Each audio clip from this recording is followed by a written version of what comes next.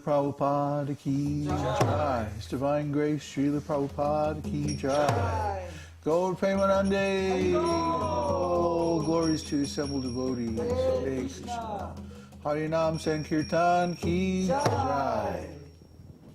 Namo Vishnu. Namo Vishnu Padaya Krishna Prasthaya Bhutale Shmati Bhakti Vedānta Swami Jamani. Namaste Saraswati Devi Gauravani Pacharni Vishesha Srinivadi Shakti Vishnu.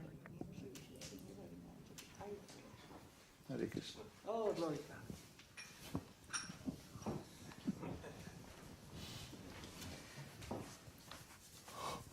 Krishna.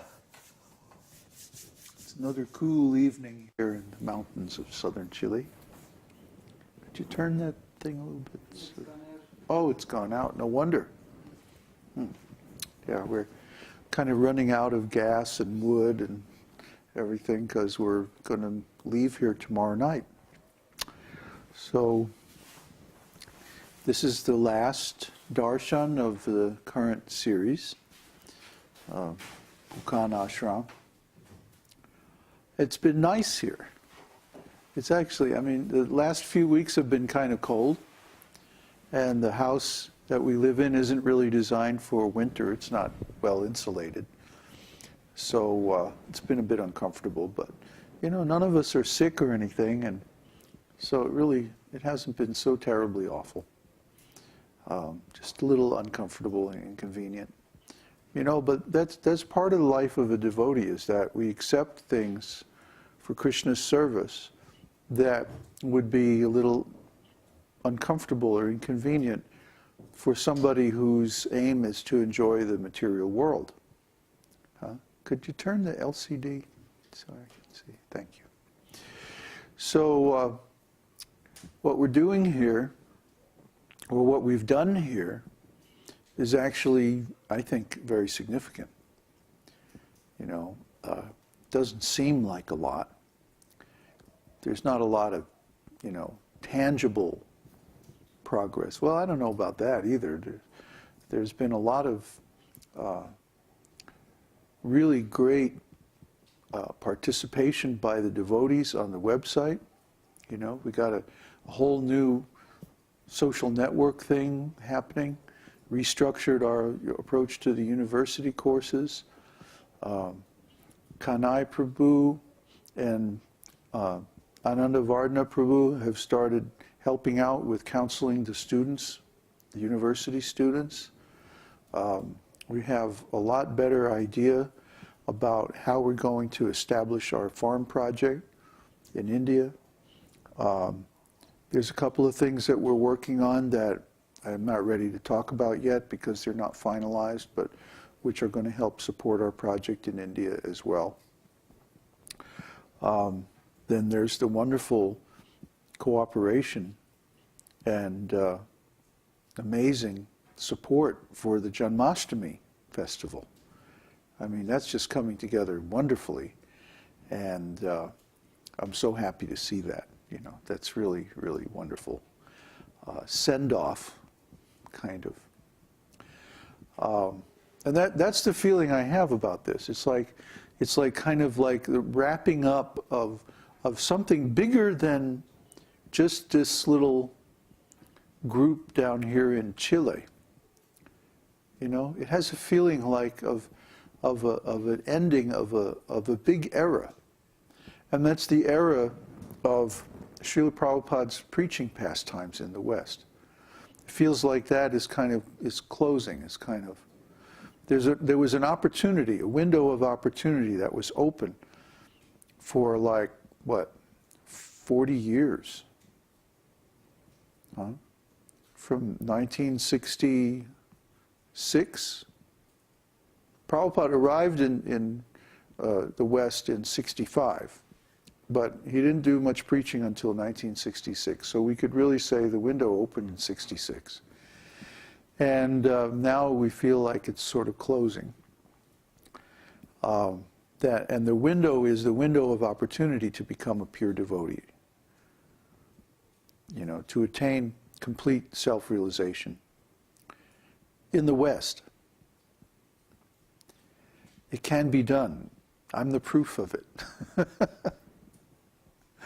So, during this time of Śrīla Prabhupāda's pastimes, one thing that was unique and very special was that for the first time in history, the Vedic literatures were available in the West in a contemporary Western language. That's the first time that ever happened. It's probably the first time it ever could have happened.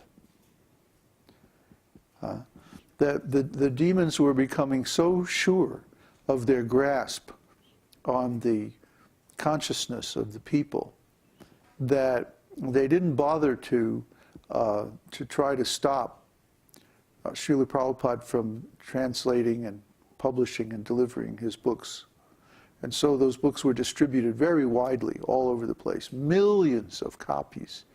There's probably a copy of one of Prabhupada's books distributed for every single American, probably every single Canadian too.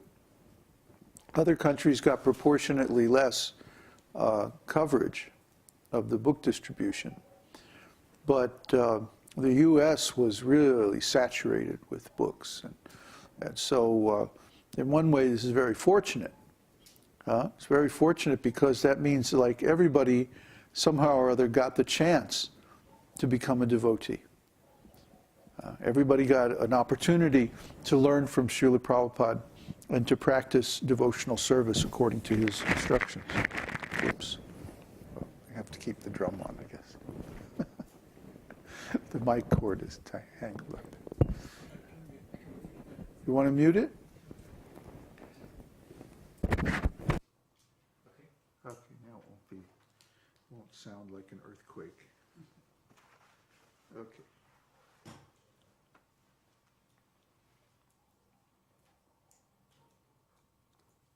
Okay. So that's the good side of it. And the bad side of it is that there was a lot of harassment, a lot of intimidation, a lot of opposition, a lot of interference, and ultimately the organization of Śrīla Prabhupada, ISKCON, the International Society for Krishna Consciousness, was usurped by outside agencies and pretty much disabled from its mission to preach in the West. And of course how this happened is a long sad tale, and I won't bore you with that tonight.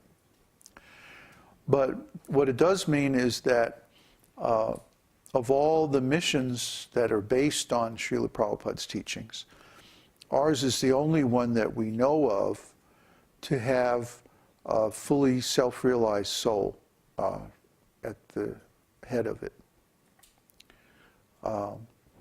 There may be others, but I don't know if they're preaching, or if they are preaching, they're keeping a very low profile. I don't see anybody having taken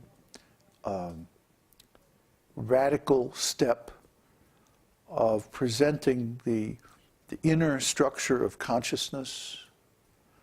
I don't see anybody having surpassed the stage of rules and regulations, Vaidhi Bhakti.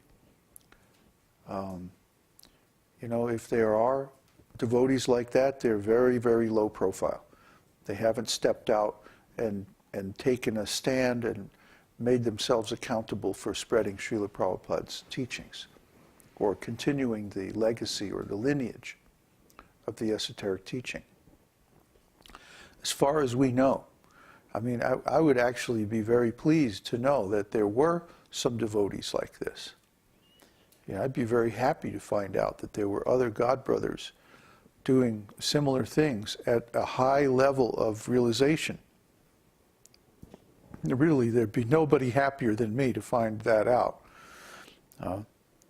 Because I didn't want to be a guru. I didn't want to take on this role of preaching. It doesn't suit me very well. I didn't have the desire, still don't have the desire, to be a big leader or to be, you know, in control of any number of people. And actually, I don't see myself as that way, that kind of a personality. I see myself as maybe the more experienced servant. We're all servants of Kṛṣṇa. And I just happen to have been doing it longer, and maybe I got a little bit farther along the path than most people who try it. So I'm in a position to advise and inspire and teach others. That doesn't